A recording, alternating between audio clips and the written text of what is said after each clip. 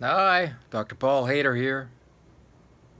You know, we both have the yin and the yang in us. The males have the female aspect also, and also the females have the male aspect. And this is reality also.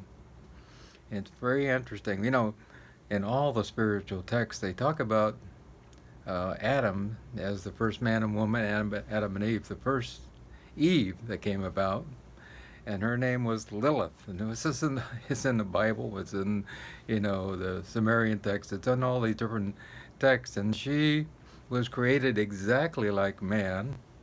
And very interesting that she would not submit herself to having relationships with Adam, and she had lots of pride and ego, and she challenged the Creator and she broke free and she ended up becoming a lot of people think a demon or a dark angel and very interesting.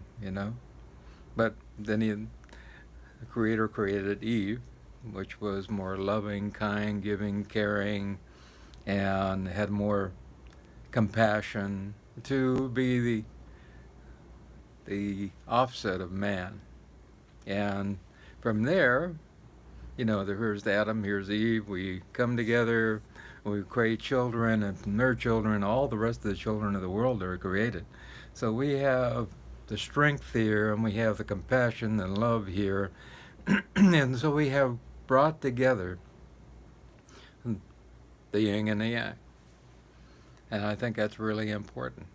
All of us have that inside of us because we have the mitochondrial DNA, which is the mother, and we have the father's DNA also, which come together in the sperm and egg. So we have both of these parts of us, and it's really important that we keep that in balance. And I was talking to a man yesterday, and he has premature ejaculation, and that's a part of a challenge that goes on when we have challenges sometimes in our relationships also. We have to, as men have to feel powerful in their relationship. They have to feel not like doting, doting and telling people what to do and, being a master and that type of thing, but they have to feel masculine. And women have to feel feminine. So there's some variance in that also. Look at Wonder Woman. But even she fell in love with this mortal human man. And so it's just that loving kindness, which is very, very important. And when you get someone in the relationship, whether it be a man or a woman, that tells you how to do it, when to do it, why to do it, and everything, and a person feels less than. And that brings about sexual problems, it brings about relationship problems, it brings about, you know, all kinds of problems within the mind and being of that person. And this is very important for us to expand upon and understand that, you know, femininity is wonderful, is that masculinity is wonderful. And I think right now in Japan it's very interesting that the birth rate is going way down. And they talk to people in their teens and their early 20s and late 20s, and they say, I don't have time to have a relationship. I don't have time for sex. I don't have time. I'm just busy with my work, and that's it. And men were getting to the point where they were afraid to ask women out. It was very interesting, and because they were afraid to be, maybe they won't, accept me. They won't want to go on a date with me, and so I think that's part of being masculine. We have to be willing to go out there and do something with the possibility that we might not be, accepted. And I think that goes back to all the spiritual teachers. You have Buddha, Krishna, Jesus, all the different ones. A lot of times they weren't accepted at all. Jesus died on the cross because he wasn't accepted, and people were out to get him. I think that sometimes we have to go outside of our own box to feel strong. And we draw that strength upon great divine energy, which comes to us everywhere, if we open up to it and allow ourselves to grasp that and feel strong. And sometimes you got to reach a little higher, I mean, pull down from the heavens, the stars, and allow ourselves to become exactly what we want to be. And we all have inside these deep yearnings and wishes that we would like to fulfill. And whether it be a male or a female, we can aspire to these different things. But also there is balance that is really important to have. I met a lady who called me, and she's the head of a huge company, and they go in and change companies so that they become very prosperous. And she has no time to herself at all, 24/7. And she has adrenal fatigue and, all kinds of health problems. But not only that, she is a nervous wreck most of the time, but she doesn't let on. And it causes a lot of problems in her relationships, a lot of the problems in all kinds of things in that person's life. At the same time, they're not willing to let go of what they have in order to have what they really want. But sometimes we have to let go and go into a free fall. You know what I mean? I know a great man. I know Joe, and this man wanted to be a minister all his life. I mean, really. And he would come and do counseling with me, and I said, Joe, boy, you really need to go. And you know more about being a minister than anybody else I know, and for your particular, spiritual group, and you should start. Oh, but I'm good with business, you know what I mean? I need the money and all these different things, and all of a sudden, it was interesting because the economy went, and God has a plan,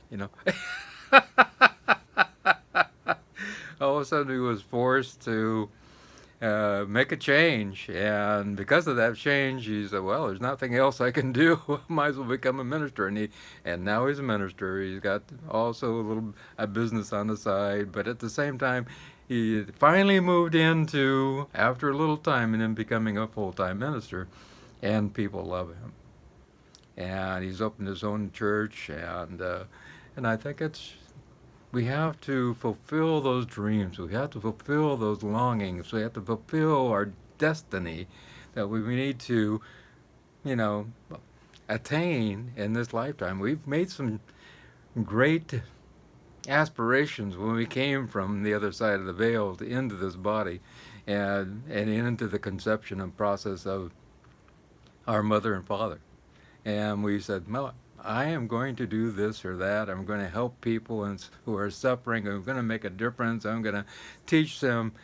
And if we don't fulfill that, when we cross the veil again ourselves, we get over there on the other side, and we will look at ourselves with true honesty and see exactly what we were not fulfilled with. And from that point, we will say, I really never attained that. I never really did that. And so we feel lacking. And then basically we come back again. And we do it over and over and over again. And so it's really important that we allow ourselves to be whatever it is. Myself, I know I've came back as a Indian woman and as a many different teachers. In fact, I was a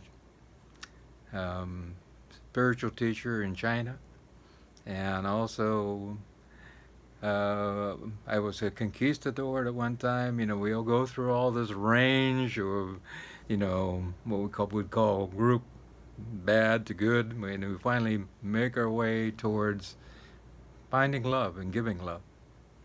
And it's all about allowing ourselves to grow.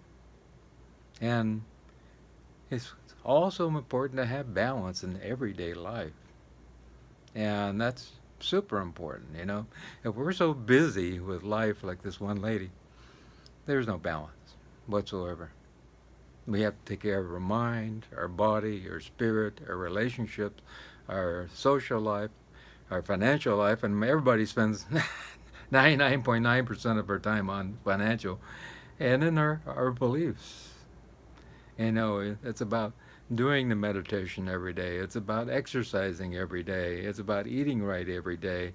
It's about writing down our thoughts, and it's about allowing ourselves to interact with our family and friends and have social time and allowing ourselves to be a full rounded person and not just focusing on one thing.